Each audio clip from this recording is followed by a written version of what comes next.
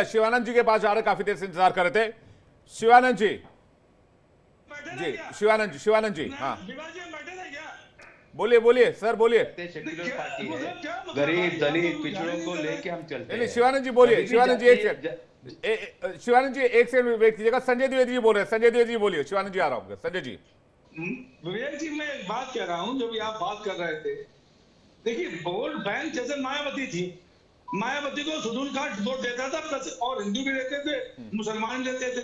जब तक वोटर का विश्वास पार्टी की तरफ नहीं बढ़ेगा, जो भारतीय जनता पार्टी के अंदर कमी है, वो ये कमी है, वो आज महाविकास अघाड़ी को कह रहे हैं कि सब आपको मुसलमान का वोट मिल रहा, आपको इनका वोट मिल रहा, उनका वोट मिल रहा। जो 2.5 साल मुख्यमंत्री रहे उद्धव ठाकरे, उन्होंने मुस्लिम सिख ईसाई सभी के लेके चले। वो उन्होंने कोई एक आदमी लेके नहीं चले। वोट बैंक जो होता है वो जबरदस्ती किसी से नहीं लिया जाता है। आप सोचे कि हम जाके हिंदुओं में वोट छीन लें, आप सोचे हम मुस्लिम का वोट छीन लें। मुस्लिम और हिंदू किसी का वोट, न सिख न ईसाई न शेड्यूल कास्ट न आदिवासी, किसी का वोट आप जबरदस्ती नहीं ले सकते।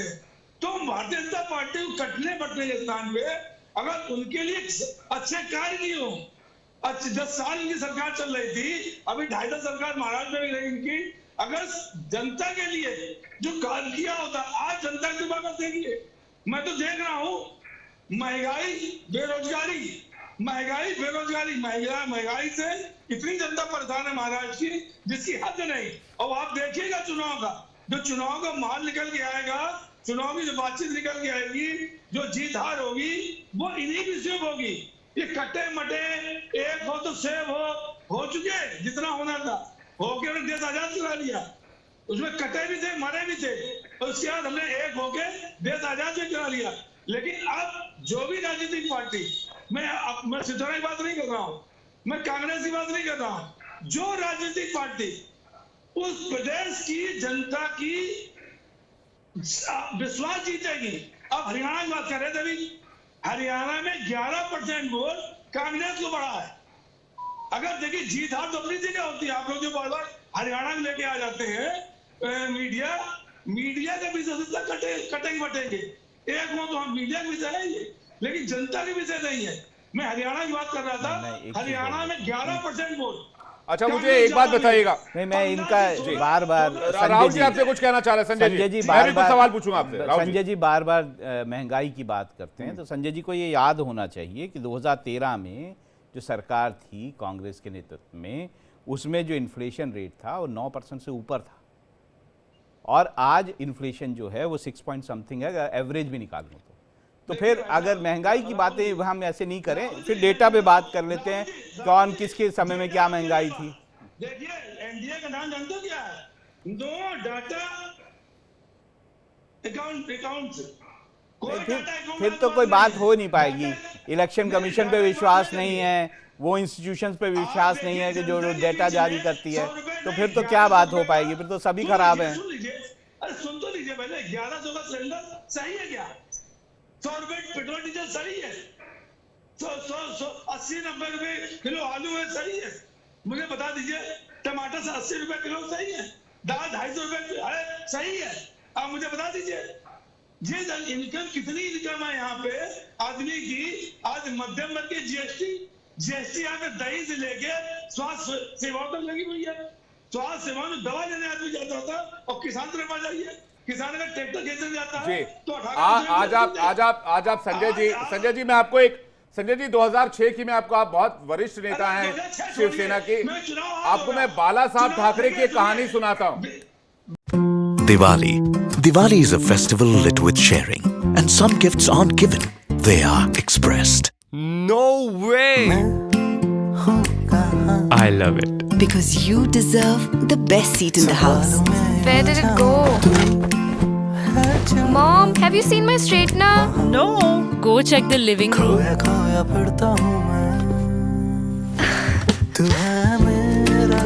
You light up every room you enter.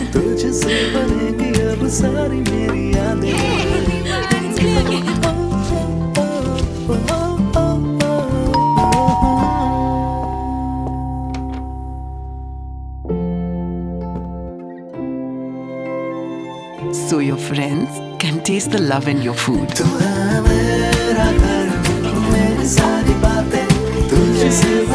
This Diwali, unwrap emotions with speaking gifts by Home Center.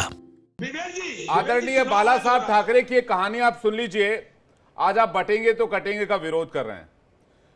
40वें स्थापना दिवस पर शिवसेना के कार्यक्रम का आयोजन किया गया था। उस कार्यक्रम में मुसलमानों को हरा जहर कहा गया था। बाला साहब ठाकरे के इस भाषण के दौरान शिवसेना अध्यक्ष उद्धव ठाकरे और पार्टी के कई सीनियर लीडर्स मौजूद थे। और बहुत पुरानी बात नहीं है, 2006 की बात है, 2 दशक भी नहीं हुए अभी। 1995 में मनोहर जोशी साहब नहीं आप मंत्री थे। नहीं आप कहानी में आप बताइए, आप इस बयान का समर्थन करते हैं, हाँ या नहीं? अरे पहले बात तो सुन लीजिए मेरी। आप हाँ या नहीं में जवाब दीजिए ना पहले, संजय द्विवेदी। पहले मेरी बात सुनिए। आप या हाँ या नहीं बोलिए। आप बोलिए बाला साहब के इस बयान का विरोध करते हैं। हाँ ना भी जवाब आप कहिए आप बाला साहब के इस बयान का विरोध करते हैं। आप बोलिए आप इसका विरोध करते हैं, बात सही नहीं है। आप बोलिए महाराष्ट्र में इस तरह की राजनीति नहीं चलेगी। पहले सुनिए मेरी बात। नहीं आप मेरे सवाल का जवाब दीजिए ना, हम आपकी बात क्यों सुने भाई? गोदी मीडिया मत बनिए, मेरी बात सुनिए पहले। आप किसके गोदी में बैठते हैं किसके नहीं मुझे नहीं पता, लेकिन आप गोदी मीडिया बोलने से पहले 100 बार सोच लिया कीजिए। यहां गोदी मीडिया वाला काम नहीं होता है। संजय द्विवेदी साफ शब्दों में बता देते हैं। और आपको अगर हिम्मत है तो आप कह के दिखाइए बाला साहब के इस बयान के साथ खड़े हैं आप 2006 में जो दिया था। मैं तथ्यों के आधार पर बात करता हूं। 1995 में 2006 की बात बताइए। आप किसको बताया था उन्होंने हरा जहर? क्या आप इस बयान का समर्थन कर पाएंगे? क्या आप ये कह पाएंगे महाराष्ट्र में इस तरह की राजनीति नहीं चलेगी? 2095 में 2095 अभी आया नहीं है।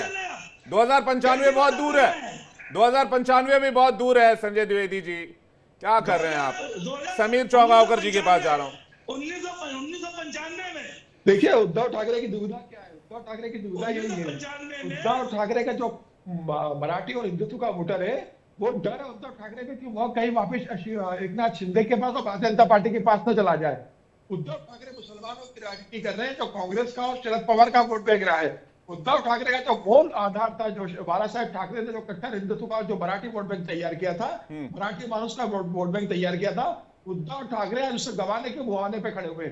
उद्धव ठाकरे इस बात को जानते हो जो प्रधानमंत्री मोदी ने शिवाजी पार्क पर कहा है कि राहुल गांधी देखे एक बार हिंदू हृदय सम्राट बाला साहेब ठाकरे, तो मोदी जी लगातार हमला उद्धव ठाकरे पर जो कर रहे हैं। उद्धव ठाकरे जानते हैं कि वो कांग्रेस का वोट बैंक ले नहीं सकते, लेकिन उनका जो वोट बैंक है वह उनकी मुस्लिम तुष्टिकरण के कारण एकनाथ शिंदे के पास और भारतीय जनता पार्टी के पास चला जाएगा, पास कुछ बचेगा नहीं। तो उनकी मजबूरी है इस समय, तो क्या करे?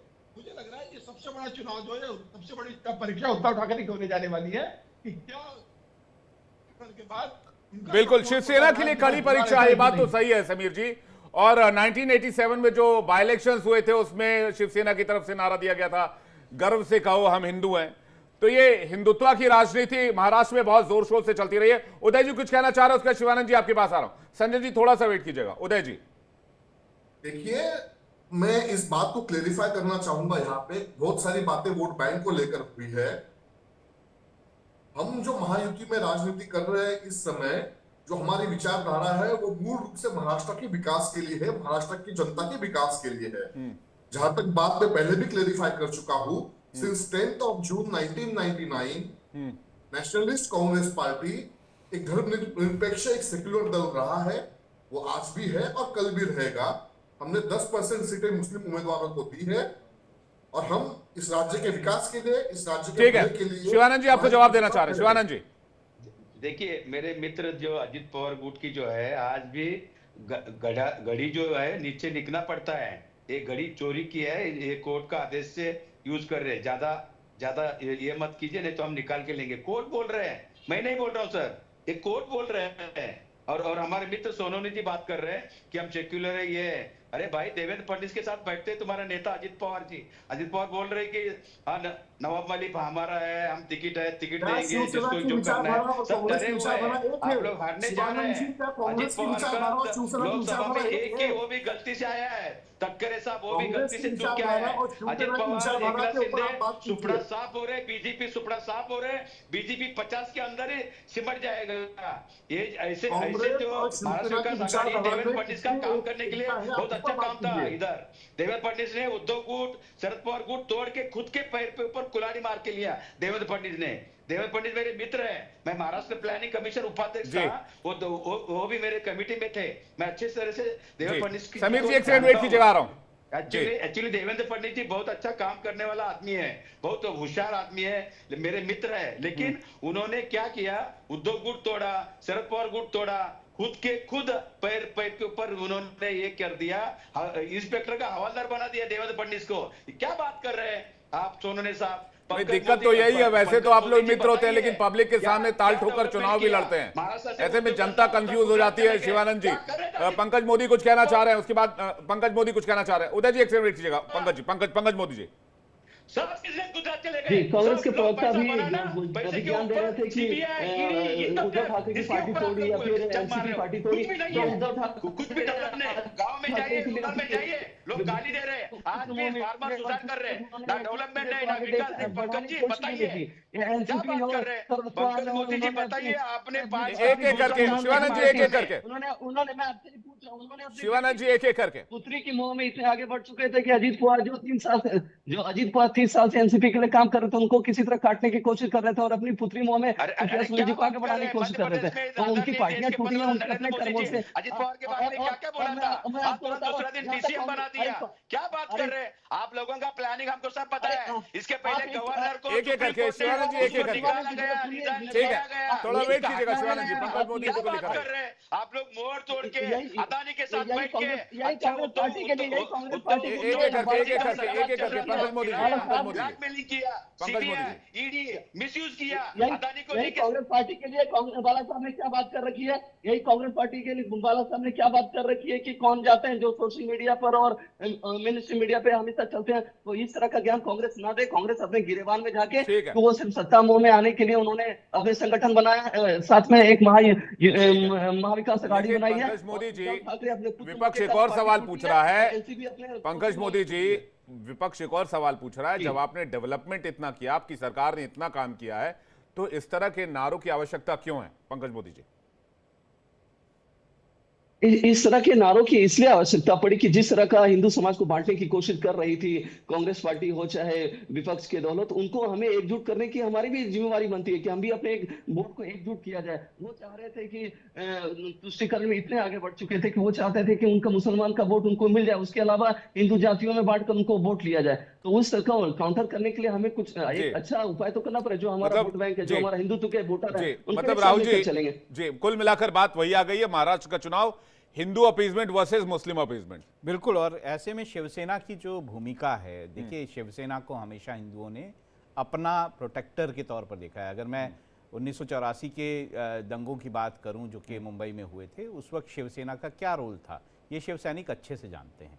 और ऐसे में आज अगर वो मुसलमानों के वोट को अपनी साइड खींचने की कोशिश कर रहे हैं, तो उनको अपना नया धरातल तलाशना है, जो कि वो कोशिश कर रहे हैं। और ऐसे में बीजेपी ने बिल्कुल साफ अपना जो है वो नारा ले लिया है, और वो है कि वो हिंदुओं को एकजुट करने की कोशिश कर रहे हैं, और वो अपने आप को हिंदुओं के जो या पैरोकार बोल लीजिए या फिर हिंदुओं के लीडर बोल लीजिए, उस तरह से बहुसंख्यकवाद की राजनीति बिल्कुल कर रहे हैं, और वो साफ है इसमें, उनको कोई डाउट नहीं है। शिवसेना को जो डाउट है, उनकी जो पहचान है उसको लेकर वो उसे रिजॉल्व करना होगा महाराष्ट्र के चुनाव। जी, संजय द्विवेदी से इसका जवाब ले लेते हैं। संजय द्विवेदी जी, जो बात आप अभी कह रहे हैं, आप खुद सोचिए एक चीज को, हिंदू वोटर या कोई वोटर, किसी जात का वोटर, किसी कभी भी एक साथ एक पार्टी में वोट नहीं करता। अगर ऐसा होता तो बाकी तो इनको 40% वोट मिलते हैं, 60% वोट कहाँ जाते हैं? तो ये कहना गलत है कि भारतीय जनता पार्टी अपने को हिंदूवादी बनाने का, हिंदूवादी पहले ही से वो हिंदुत्व की बात कर रहे हैं। जो हिंदुत्व की बात करने वाली पार्टी का प्रधानमंत्री है, अगर हिंदुओं को एक नहीं कर रहा है 10 साल में, तो ऐसे प्रधानमंत्री का फायदा क्या? ऐसे गृहमंत्री का फायदा क्या? मैं तो ये कह रहा हूँ, अगर वो 10 साल बाद कह रहा है कटेंगे बटेंगे, एक हो तो शेख हो, इसका क्या मतलब है? आज चुनाव लड़िए, चुनाव तो लड़ना है। आज जो महाराष्ट्र की जनता है, देखिए हमारा भारतवर्ष बहुत बड़ा देश है, छोटा मोटा देश नहीं है हमारा। महाराष्ट्र की अलग भौगोलिक स्थिति है, भाषा अलग है, उत्तर प्रदेश की भाषा अलग है, भौगोलिक स्थितियां अलग है, यहाँ तक कि पैदावार अलग है, चाहे आप बिहार जाइए, वहां अलग है। तो जहां पे जो जैसी समस्या है, मैंने तो आज तक कभी प्रधानमंत्री जी को किसी देश की समस्या के जी लिए, बिल्कुल, ऐसा देखिए, एज पॉलिटिकल राइवल आप ये सवाल बीजेपी से पूछ सकते हैं। मेरा सवाल आपसे ये है, क्या महाराष्ट्र चुनाव शिवसेना के लिए आइडेंटिटी क्राइसिस को फाइट करने वाला चुनाव है? क्योंकि आप अपना स्टैंड क्लियर नहीं कर पा रहे हैं। देखिए विवेक जी, बहुत स्पष्ट हम आपको बता दें, आपने अगर पूछा है, भारतीय जनता पार्टी ने चुनाव से मिलकर हमारा सिंबल ले लिया, पार्टी ले ली, सब कुछ हमसे ले लिया था। हम तो बिल्कुल पैदल थे। लेकिन शरद पवार जी का धन्यवाद दूंगा, मैं कांग्रेस का धन्यवाद दूंगा, जो हमारे साथ महाविकास आघाड़ी 2019 से बनी थी, वो उन्होंने तोड़ी नहीं। और मैं महाराष्ट्र की जनता का आभार व्यक्त करता हूँ, अभिनंदन करता हूँ, वंदन करता हूँ, जिन्होंने लोकसभा चुनाव में दिखा दिया कि अगर उद्धव ठाकरे ने कांग्रेस और अगर एनसीपी के साथ गठबंधन किया तो ये गठबंधन सही किया। भारतीय जनता पार्टी की नीतियों से महाराष्ट्र की जनता दुखी थी, परेशान थी, क्योंकि वो लोकसभा चुनाव था, उसमें प्रधानमंत्री चुनना था, उसमें विधानसभा मुख्यमंत्री नहीं चुनना था। उसके बावजूद भी जिस तरह से ऐतिहासिक विजय महाविकास आघाड़ी को दी है, ये अपने में अभूतपूर्व है। और 23 सीटें ली जिसके बाद में उसकी 9 सीटें आ गई, वो हमारे बराबर हो गया। मेरी पार्टी तोड़ी, मेरी पार्टी ले गए, धनुष्माण ले गए, उसके बाद हम 9 सीटों पे, और उनके साथ चुनाव आयोग, ईडी उनके साथ, सीबीआई उनके साथ। ठीक है, मैं पंकज मोदी जी से इसका जवाब लूं, लेकिन समीर चौगांवकर जी इस पर क्या कहेंगे? मैं उदय जी एक सेकंड वेट कीजिएगा। समीर जी, देखिए, उद्धव बाला साहब ठाकरे के प्रवक्ता संजय द्विवेदी जी कह रहे हैं कि सब कुछ चुनाव आयोग ने ले लिया। अरे भाई, आपके 40 विधायक चुनाव आयोग लेकर गया था, आपके विधायक छोड़ के कर गए, क्योंकि आपने गठबंधन कराया तो एक नाथ सांसद आपके साथ चले गए, आपके शाखा प्रमुख आपके साथ चले गए। तो जब आप करोगे तो आपके नेता छोड़कर जाएंगे। उद्धव ठाकरे के जिक्र कर रहे उद्धव ठाकरे पार्टी का बहुत अच्छा प्रदर्शन किया, कितने सीटों पर चुनाव लड़ी थी लोकसभा का, कितने सीटों जीती इस बार उद्धव ठाकरे की पार्टी। बाकी जो बात है की बात है, 23 तारीख के बहुत साफ हो जाएगा कि उद्धव ठाकरे महाराष्ट्र की राजनीति में क्या करेंगे। क्या महाराष्ट्र की जनता एक लाख सीटों पर शिवसेना मानती है? क्या महाराष्ट्र की जनता उद्धव बाला साहब ठाकरे के बेटा उद्धव ठाकरे को शिवसेना मानती है? समीर जी की बात पूरी हो जानी चाहिए। संजय द्विवेदी जी, संजय द्विवेदी जी, समीर जी की बात पूरी हो जानी चाहिए एक एक करके। जी समीर जी, उद्धव ठाकरे अपने आइडेंटिटी क्राइसिस की लड़ाई लड़ रहे हैं। उन्हें इस बात का डर है कि अगर उनका वोट उनसे शिफ्ट हो गया तो उनके पास कुछ नहीं बचेगा। तो कांग्रेस और शरद पवार पे आश्रित रहेंगे कि हर चुनाव में उनके सारे मुसलमान वोट लेते रहो और 2-4 विधायक जिताते रहो। ठीक है, उनका वोटर उनसे जाने ठीक है। पंकज मोदी जी, आप संजय जी का जवाब दें, उसके बाद राहुल जी कुछ कहना चाह रहे हैं। पंकज जी।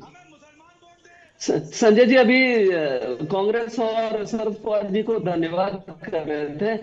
आप जरा एक बार पूछिए उनसे कि उद्धव ठाकरे मुख्यमंत्री के लिए पद के लिए किस तरह से दिल्ली के दरबार में गए थे, सोनिया गांधी के दरबार में गए थे, मिलने से मना कर दी थी। तो इस तरह का धन्यवाद तो किसी तरह चाह रहे थे कि मुख्यमंत्री का उनको कैंडिडेट बनाया जाए, जो कि शरद पवार और की पार्टी और सोनिया गांधी जी की पार्टी कांग्रेस ने उनको मतलब धुतकार दिया। तो अब ये स्थिति हो गई है शिवसेना की, वो की बहाने लेकर किसी तरह अगाड़ी में बने रहे, जबकि उनका कोई अस्तित्व बचा नहीं है। बहुत इंतजार नहीं करना पड़ेगा, 23 तारीख को मामला क्लियर हो जाएगा। राहुल जी फाइनल टेक क्या है? आपको लग रहा है कि बटेंगे तो कटेंगे का बेनिफिट हो रहा है महायुति को या डेंट हो रहा है?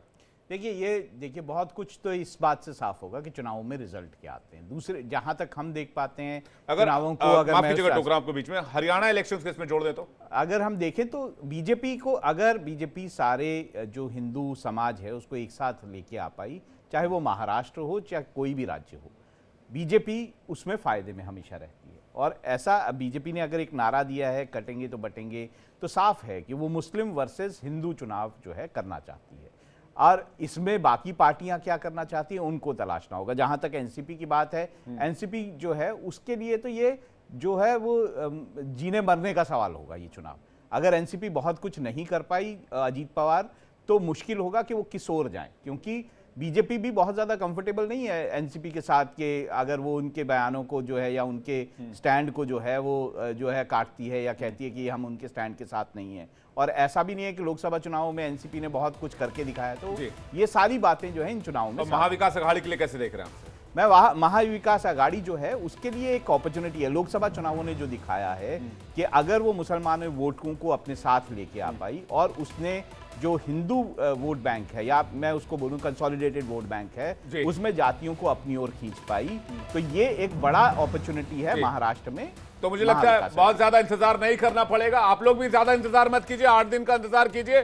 23 तारीख को नतीजे आ जाएंगे। आप सभी को शुभकामनाएं देता हूं और बहुत बहुत धन्यवाद करता हूं। आप हमारे चैनल पर आए, अपना कीमती वक्त हमें दिया और डिबेट में हमारे साथ जुड़े। लेकिन दर्शकों, बहुत मजेदार चुनाव होने जा रहा है महाराष्ट्र का, और महाराष्ट्र के चुनावी नतीजे आने वाले कई चुनाव के हिसाब से नीति और रणनीति दोनों स्पष्ट कर देंगे तमाम राजनीतिक पार्टियों के। फिलहाल एक ब्रेक, फौरन लौट रहे हैं डिबेट में। फिलहाल